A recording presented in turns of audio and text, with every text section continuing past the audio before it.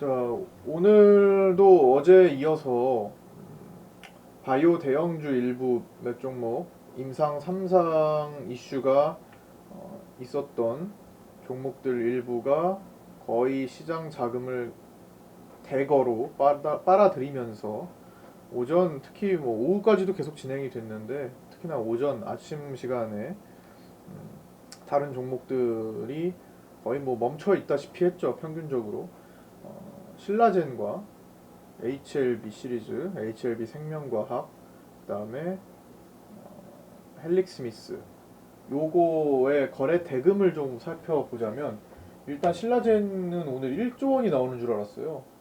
어마어마한 거래 대금이 나오는데 신라젠의 거래 대금이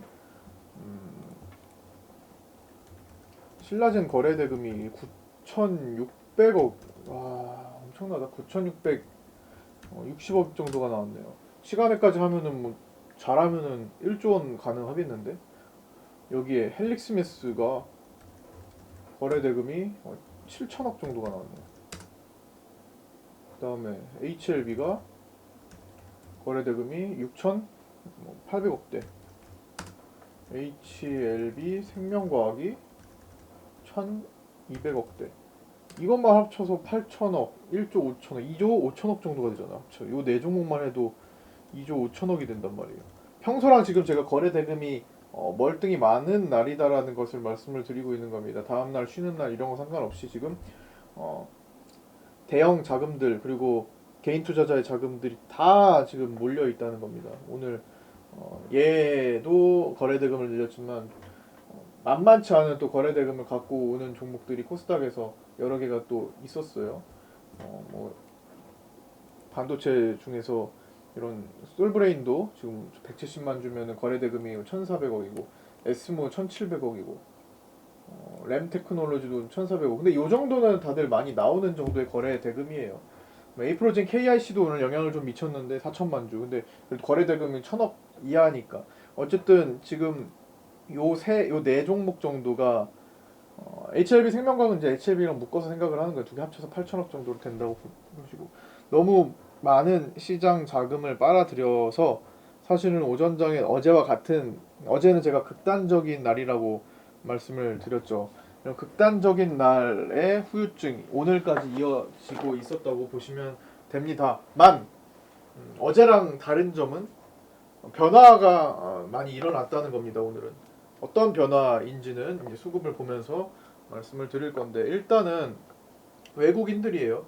외국인들은 지금 신라젠과 뭐 헬릭스미스 이런 것에 집중하기보다는 그거는 오히려 갖고 있는 물량을 팔아 치우고 있어요. 수익 실현인지 아닌지 모르겠어요. 그러나 어쨌든 기관들 개인들이 막 사주는 것에다 대고 충분히 바닥에서 많이 올라왔기 때문에 뭐 나름대로 팔고 있어요. 외국인들은 팔고 있고 반대로 저점 구간을 형성하는 외국인들은 여기가 저점이요 하면 원하는 대로 저점을 형성할 수 있겠죠. 당연히 자금이 그만큼 되니까 누군가는 돈이 들어와서 그 구간에서 바닥을 형성하고 더 이상 내려가지 않는 더 이상 매도하지 않고 이제 사들이기 시작하는 지점이 최저점이 되는 거잖아요. 그거를 외국인들이 지금 그거를 만들고 나가고 있어요. 어떤 섹터에서요? 대부분의 섹터에서 그렇게 진행이 되고 있는데 이런 바이오 대형주는 기관들의 자금에 맡기고 나머지 섹터에서 진행이 되고 있는데 어제 같은 경우는 갑작스럽게 개파락 출발을 했던 대북주들을 외국인들이 싸게 담아 놨던 반면에 오늘 같은 경우는 이런 반도체 종목들 고점을 찍는 쩔 달려가는 반도체 종목들 솔브레인 22%나 날라갔는데 이런 종목들도 외국인들이 지금 주도를 했죠. 반도체가 지금 오늘 거의 대장 성향을 보였고요, 솔브레인이. 그 다음에 혹은 저점을 이루는 종목들도 지금 외국인들이 반도체에서 좀 집중되는 경향이 있었습니다. 많이 밀렸던 것들도 그렇고 많이 밀리지 않은 것도 그렇고 전체적으로 바이오 말고 반도체에서 외국인들이 들어왔어요. 그거는 이제 삼성전자의 실적 발표 이후에 오늘 급격하게 그런 반도체들이 채워졌는데 반도체들이 이제 저점 실적도 그렇고 이제 완전히 최저를 지나가고 어떤 지표들이 이제 앞으로 올라갈 일들만 남았고 내년도 해가지고 남았다라는 인식도 큰 거고 어쨌든 지금 반도체를 사기 바빴는데 그 반도체 섹터에서는 저점 저 밀린 종목이든 아니면 그냥 평범하게 흘러갔던 종목이든 이제 저항선 돌파해서 달리고 신고가를 찍어내는 종목이든 상관할 것 없이 많이 사들였습니다. 그런 결과 외국인들이 오늘 코스닥에서 2,400억에 가까운 순매수 금액을 보였어요. 코스닥에서 2,400억을 외국인들이 매수한다. 이거 굉장히 보기 드문 현상입니다.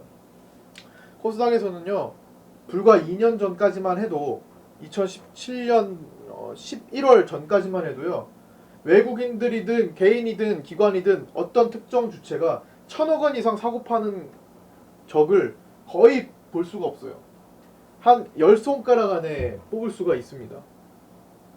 실제로 이 외국인들이든 상관없이 요새는 코스닥이 1,000억 원 이상 뭐 사고 파는 주체들이 굉장히 많아졌어요. 그만큼 뭔가 지금 수급이 극단적인 경향이 좀 많아요. 개인들이 사면 확 사고, 개인들이 팔면 확 팔고 이런 것들 이렇게 유도하기도 하고 시장이 그렇게 형성이 되기도 하고.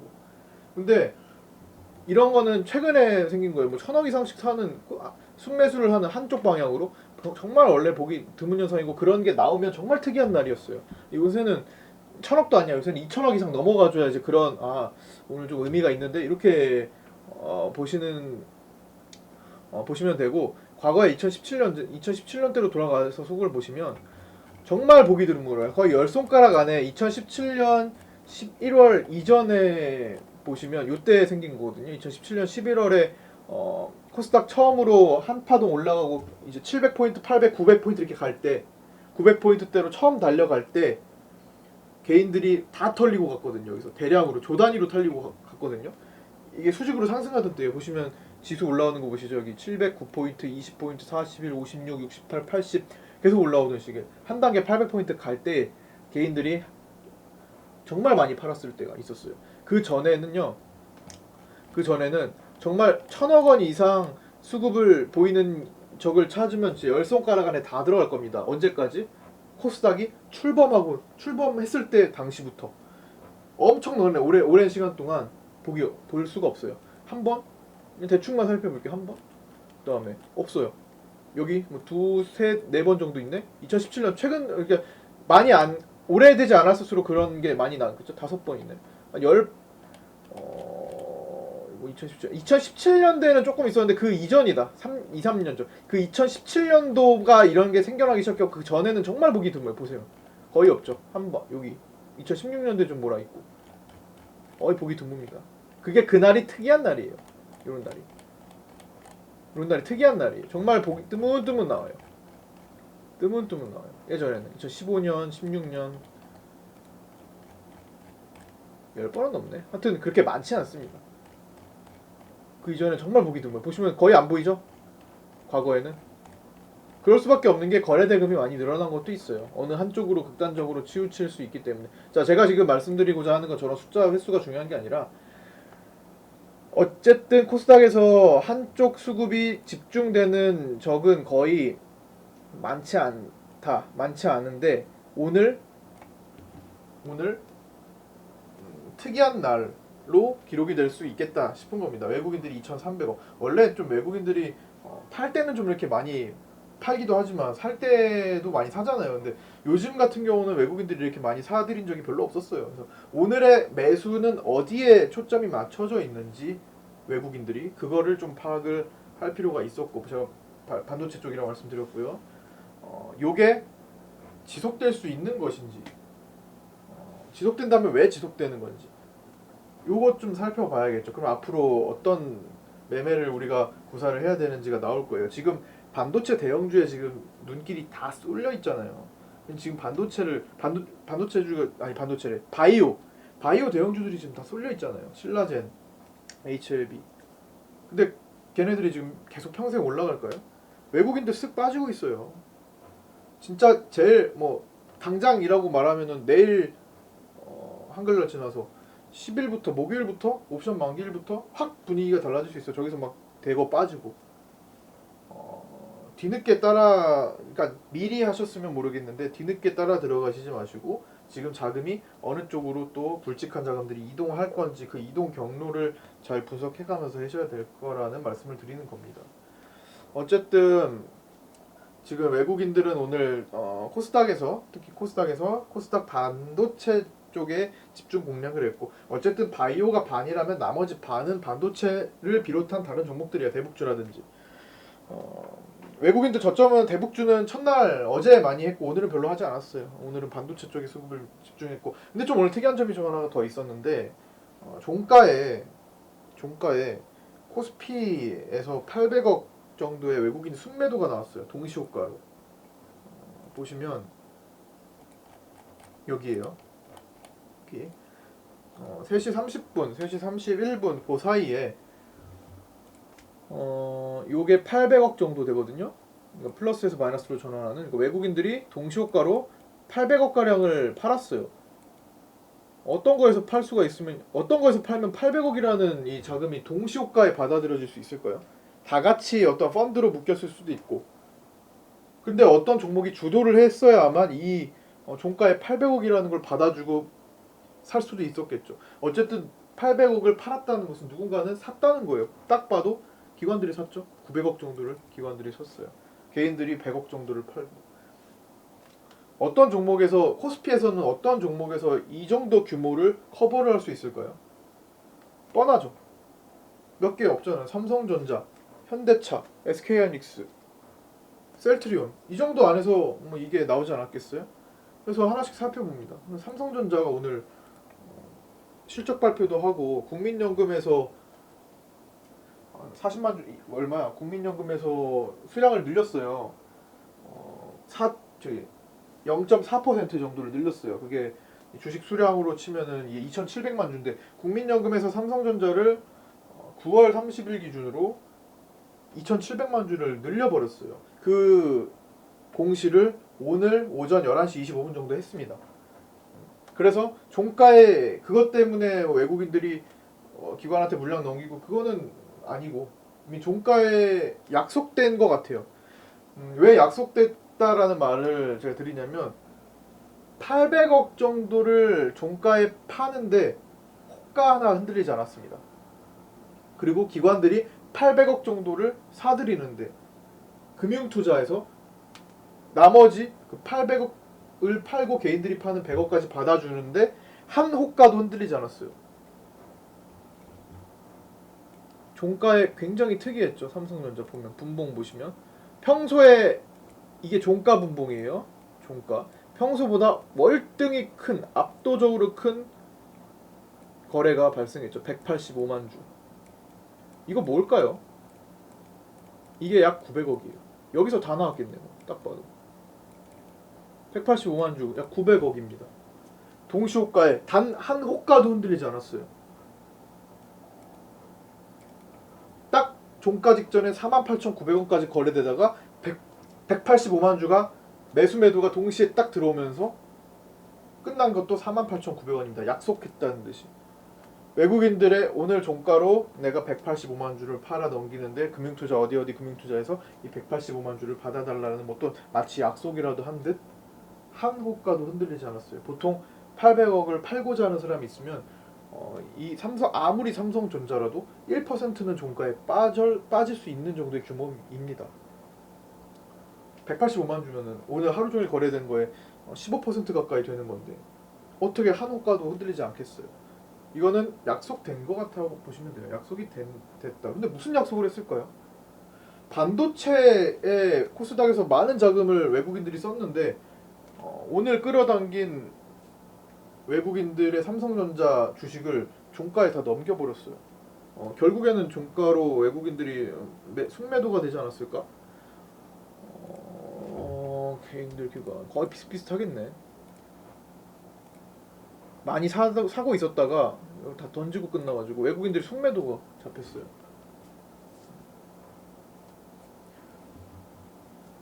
삼성전자가 참 특이한 경우고, 지금 요게 보시면은 연기금이 계속 사들였잖아요. 요걸 이제 공시를 한 거예요. 9월 30일까지 계속 사들여서 수량이 많이 늘어났다, 0.4% 지분 증가를 했다라는 것을 공시를 했고, 하여튼 이 원인, 이 이유는 아직 모릅니다. 아직 좀 더 뭐 분석을 해봐야 되고 지금 방금 끝나고 공시가 나왔네. 이게 뭘까요? 지금은 지금 실시간이기 때문에 이거는 기업 설명이 IR이네. 지금 실시간이기 때문에 저 장 마치자마자 종가를 확인하고 바로 지금 녹화를 하는 거기 때문에 아직 원인 파악을 좀 더 해봐야 돼요. 왜 그들은 동시호가에 외국인과 기관들의 자금이 교환됐을까?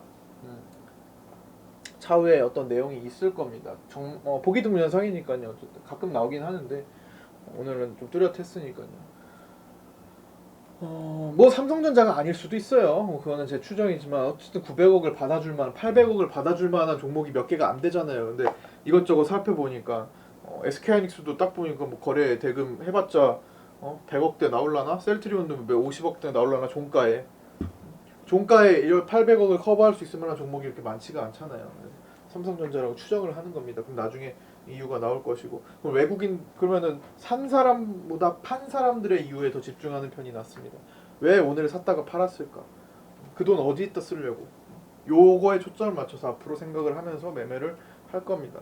어차피 코스피에서 잘 안 놀아요. 어차피 코스닥에서 놀 건데 주로 열 종목을 한다면은 7, 8개는 다 코스닥에서 놀 건데 코스닥에서 놀더라도 코스피에서 이런 변화를 보이는 거 다 적용할 수 있습니다. 일단은 반도체에 주목을 할 겁니다.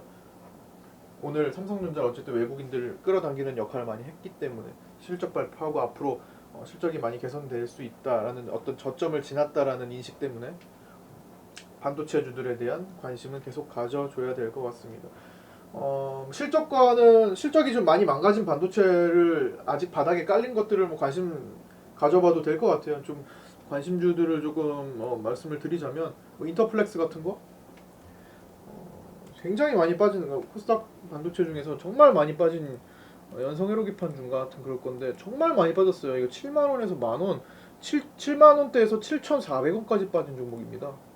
10분의 1 토막이 났어요. 정말 바닥에서 변동성도 커요. 요게 요만큼 올랐는데 50% 올라온 거예요. 그렇죠? 여기서 바닥에서 요거 올라왔는데 50% 올라온 거예요. 변동폭도 크고 한번 올라간 차트상으로는 계속 바닥을 기는 것 같은데도 은근히 퍼센테이지는 시간 지나면 많이 올라올 수 있는 종목 중에 하나입니다. 반도체 굉장히 변동폭 많이 보였던 종목이에요. 과거에 바닥에 완전히 쫙 깔렸는데 이거는 뭐 단기적으로 내가 지금 사가지고 뭐 일주일 안에 뭐 급등이 나올 거야 이런 판단을 하면서 매매를 하는 것이 아니라 사실 여기서도 시간이 굉장히 많이 걸렸단 말이죠. 여기는 정말 메리트 있는 가격대야. 내가 오늘의 승부 볼 게 아니라 뭐 앞으로 천천히 접근을 해서 아니면 뭐 하루에 10,000원, 11,000원씩 내가 써서 모은다든지 하는 관점으로 보면 충분히 괜찮을 거고 그게 아니라면 일부 비중을 사서 앞으로 뭐 13,000원까지 티도 안 날 거예요. 차트상으로 거의 티도 안 날 겁니다. 조금씩 수익 내고 나올 수도 있는 거고 떨어지면 떨어지는 대로 또 모을 수도 있는 거고 이런 식으로 활용할 수 있는 종목들 몇 개가 있어요.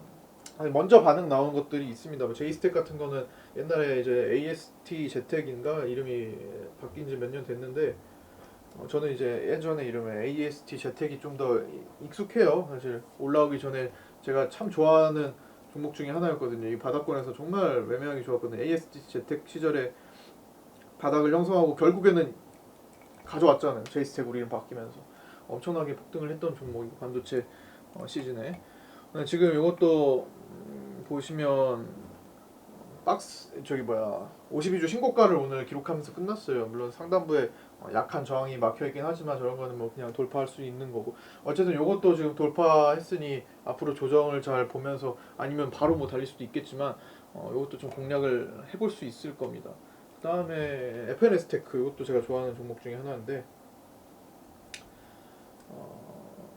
반도체 저점 찍었을 당시에 제가 예시로 좀 많이 들었던 종목 중에 하나입니다. 여기 요 구간에서 힘이 들어왔기 때문에 1월 달에 FNS테크도 요 파동이 참 마음에 들었어요. 당시에 그래서 예전에도 많이 했지만 뭐 최근에는 반도체를 많이 안 해서 관망을 좀 하고 있었지만 지금 같은 경우 정말 얘는 굵직한 저항대를 좀 뚫어내려고 보이는 뭐 그런 현상들. 근데 거래량이 그렇게 많지는 않습니다. 그래서 다 같이 하기는 좀 부담되고 다 같이 하기에는 뭐 모든 걸 다 받아줄 수 있는 바닥에 깔린 뭐 인터플렉스나 혹은 꼭 이 종목만 아니에요. 지금 반도체 여러 종목이 있습니다. 근데 끼와 어떤 지금은 실적이 안 좋아도 실적이 좋아질 거라는 기대감만 있으면 돼요. 그래서 제이스택이나 아니면 또 뭐 다른 것도 있어요. 다른 것도 지금 꼭 반도체만 하는 게 아니라 반도체와 바이오가 잘 합쳐진 종목들도 지금 많이 있어요. 왜냐면 요새는 반도체 종목들도 바이오 사업을 많이 진출해놨기 때문에 뭐 그런 종목들 어디든 낄 수 있는 종목들도 좋은 게 많이 보입니다. 어쨌든 몇 종목을 그냥 소개만 해드렸고 그거를 뭐 매매를 하시는 것은 잘 하시되 제가 사인은 일단 주된 매매는 사인을 따라 주시고요. 오늘 뭐 특이한 점 몇 개가 있어서 이렇게 말씀을 드렸고 어쨌든 뭐 신라젠이나 HLB나 헬릭스미스 저점 놓쳤다면 굳이 리스크를 걸지 마세요. 저거 올라가는 거는 그만큼 리스크를 걸었기 때문이에요. 코오롱 티슈진도 리스크를 그만큼 걸었기 때문에 하다가 거래 정지가 돼서 상패 운운하게 될 정도가 된 겁니다. 삼성이 실패했다고 했다가 말 바꾸고 있잖아요. 다 같이 짠 듯이 마치 뭐 세 종목이 거의 동시다발적으로 삼성이 무너졌다가 삼성이 다시 되고 있잖아요. 뭐 이게 뭐 이상해요. 코오롱 티슈진이 어떻게 보면은 가장 당하기 좋았다고 생각이 드는 게 왜냐하면 그날 분봉에 정말 많은 검색어가 들어왔어요. 코오롱 티슈진을 보는 사람들이 정말 많았어요 이때. 왜냐면 이슈거리였거든요. 오늘 뭔가 결정이 난다. 오늘 이거 상패 이거 그 당시에 악재가 오늘 소멸돼서 막 날아갈 수 있다라는 엄청난 이목이 집중이 되고 있는 날이었기 때문에 조금만 꿈틀대도 사람들의 매수세가 확 몰렸어요. 근데 정말 고점을 찍자마자 정말 순식간에 돌아서서 그 당시에 팔 생각을 순간적으로 못했던 놓친 사람들은 이거 당시 그냥 바로 VI 걸려서 여기로 뚝 떨어져서 바로 하한가 들어가는 VI 걸린 다음에 그 VI에서 거래 정지가 된 거예요. 떨어졌다고 오히려 더 사는 사람들도 있었어요. 급반등 나올까봐. 원래 보통 이런 것들이 이렇게 급반등 나오는 경우 많잖아요. 이거 나온다고 해서 사는 사람들이 많았어요. 왜냐면 많이 보고 있었기 때문에. 이거는 그만큼 뭐 지금 이게 신라젠이나 HLB나 뭐 헬릭스미스의 내용과 같다는 건 아니에요. 결코. 물론 지금 삼성이 잘 되고 있다고 하니까 이거랑 전혀 다르겠죠. 아예 다른 내용이. 그러나 지금 일반적으로 지금 매매를 어떤 식으로 하냐에 대한 접근 얘기잖아요. 그래서 이거는 리스크를 그만큼 걸었기 때문에 리스크를 걸어서 하이 리스크 리턴도 큰 케이스가 지금과 같은 종목들 신라젠, HLB, 헬릭스미스가 되는 거고 이건 리스크가 컸고 리스크를 걸었기 때문에 반대로 무너지는 것도 빠르게 본다는 겁니다. 위험에 이렇게 빠져서 정지가 됐다는 겁니다. 그러니까 관점의 차이예요. 리스크를 걸고 하실 수도 있는 거고 나는 그거 싫다 안 하셔도 되는 거예요. 뭐 저거 없다고 우리가 매매를 못하는 건 아니잖아요. 물론 결과론적으로 고점에서 따라 들어갈 수 있었던 건 아쉬워요. 아쉬운데 뭐 올라갔는데 뭐 어쩌겠어요. 애초에 저는 신라젠의 경우는 사실 15만 원 이 초반에 상장 초반에만 잠깐 하고 요 구간에서만 잠깐 하고 그 이후로는 사실 15만 원 찍고 단 한 번도 제대로 쳐다보라고 말씀드린 적 없고 딱 한 번만 저점 찍었을 때 신용 매매 한 번 딱 했죠. 폭락했을 때 한 번 잠깐 먹고 마는 거 그거 하나 말고는 거들떠보지도 않았고 하면 안 된다고 계속 주장을 해왔잖아요. 그 결국에 급락이 나왔고 그 입장에서 볼 때 지금 아직도 저 밑에 깔린 거예요. 사실 여기서 산 사람들 입장에서 볼 때 지금 이거 올라오는 게 뭐 기별도 가겠어요. 그렇죠? 지금에서 뭐 싸게 들어간 사람들이야 좋은 거지. 입장이 달라요. 입장이 이미 그리고 반대 매매 다 나갔을 것이고 마찬가지입니다. 다른 것도 다 마찬가지예요. 공시가 때문에 투자주의 다른 것도 마찬가지죠. 지금 이렇게 핫한 건 그만큼 많이 떨어졌다. 그만큼 많이 많은 사람들이 손실을 많이 더 봤다. 이것도 마찬가지죠. 급락했던 거니까. HLB도 마찬가지죠. HLB 우리도 매매 많이 했었어요. 과거에. 어디서 많이 했을 거예요? 되게 많이 했었던 종목이에요. 이 구간에서 많이 했죠. 이 구간에서도 HLB 많이 보여요. 전에 요새 HLB 생명과학을 했던 것 같고 그 전에도 많이 했습니다. 이거 2015년 바이오 처음에 파동 나올 때 여기서 많이 했었어요. 이거 지금 까마득해 보이는데 이것도 굉장히 많이 간 겁니다. 이거 보시면은 10,000원에서 여기서 보시면 40,000원이면 4배 가는 거예요. 근데 지금 보면은 별로 안 간 것처럼 보이죠. 이거 4배 가는 파동이었어요. 저때 굉장히 많이 매매를 했습니다. HLB는 저 당시에 반도체 기업에서 바이오로 갈 때 바이오 테마 2015년에 엄청난 그 시장 바이오 테마를 다 타고 갔기 때문에 얘를 그 당시에 매매했던 분들은 얘를 다 기억하실 거예요. HLB 정말 많이 갔던 종목이 화장품과 바이오가 크게 올라갔던 시기잖아요. 2015년 상반기. 어쨌든 지금 보는 관점이 아예 다르다는 겁니다. 리스크를 걸어야 되는. 물론 지금 HLB 좀 너무 과하게 치고 달렸잖아요. 상당히 결과론적으로는 아쉬운데 주식을 언제까지 결과론적으로 할 수는 없는 거예요. 그러면 그냥 미래에서 보고 와가지고 이 종목이 좋았으면 그냥 여기서 사면 되는 그런 거잖아요. 결과론적으로 생각하지 마세요. 결과론적으로 자꾸만 아쉬워하고 자꾸 그러면은 결국에는 계속 꼬이는 일밖에 발생하지 않을 겁니다. 결국에 몇 개는 먹겠죠. 몇 개는 시원하게 먹겠죠. 근데 시장에서 보이는 거는 올라간 것만 보여요. 반대로 꼬여서 꺾여진 거는 사람들이 몰라요. 왜? 그걸 가진 사람만 알죠. 누가 그걸 주목을 하겠어요. 결과론적으로 생각을 하는 거는 가급적 피하시고 과정에서 내가 할 수 있는 거, 내가 충분히 해서 먹을 수 있는 것들에 대해서 집중을 하셔도 충분히 할 수 있습니다. 종목은 많고 시장은 크게 많이 열려 있습니다. 갈 길은. 자, 오늘 여기까지 마치도록 하겠습니다. 내일 한글날 휴일고 목요일에 휴일 보내시고 목요일에 뵙도록 하겠습니다. 자, 수고하셨습니다. 아참 오늘 에스모 이틀 동안 수익 내고 팔았는데 이제 다음 관심은 조금 나중에 볼 거예요. 에스모 바로 또 접근하지 마시고 이 거래량 살아 있으니까 나중에 또 접근할 겁니다. 오늘 2번 단타를 성공했는데 오늘은 종가 들어가지 않았어요. 자, 마치도록 하겠습니다. 목요일에 뵙겠습니다.